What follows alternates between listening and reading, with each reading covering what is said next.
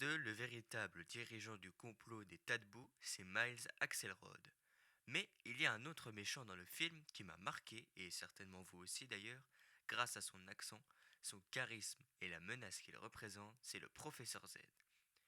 Mais ça a beau être un génie du mal, son plan est quand même bien nul.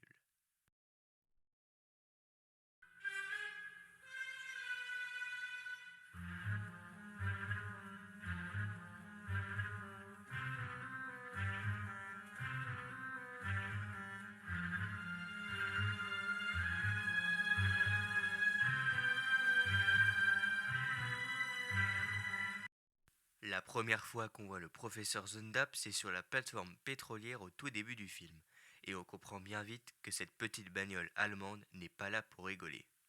À Tokyo, on voit, grâce à la caméra qu'il a inventée, que ces hommes arrivent à exploser le moteur de Miguel Camino, Max Schnell et Rip Klutschganski.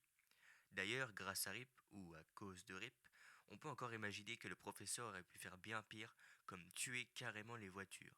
Car Rip Klutschganski, ça veut dire en anglais embrayage parti au ciel, mais pour plus de détails, va voir mes deux vidéos sur le personnage. Mais alors pourquoi est-ce que le professeur fait-il tout ça? Il a été calqué sur une Zundap Janus de 1957, et bon, quand tu vois la machine, tu le vois qu'elle va pas aller bien vite et que c'est une voiture un peu bas de gamme. À cause de ça, le professeur a été harcelé et veut donc se venger de cette injustice comme tous les tas de boue. Il a donc mis son génie au service du mal. Après avoir commencé en douceur avec 3 moteurs explosés puis un crash en Italie, c'est carrément le professeur qui va passer à l'action en explosant lui-même McQueen. Pour cela, il a placé une bombe dans Martin et Flash va le poursuivre sans le savoir.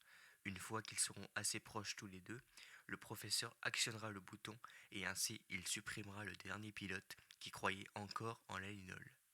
Mais pour moi, ce plan est ultra nul. Alors pas le fait d'exploser les moteurs, ça en soi je comprends, mais le fait d'exploser McQueen de cette manière, car c'est super suspect.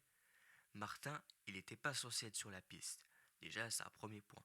Deuxième point, bizarre, c'est comme si on avait envoyé la voiture, donc Martin, spécialement pour exploser McQueen. Et troisième point, du coup, on va se demander si les moteurs explosés avant auraient pu être aussi des sabotages. Si on réfléchit un petit peu, cette partie du plan aurait pu tout faire foirer. Mais le professeur Z, il est intelligent. Il aurait dû trouver autre chose de plus astucieux pour tuer McQueen. Mais bon, heureusement pour nous, pour Flash et pour le professeur Z, la bombe n'a pas marché.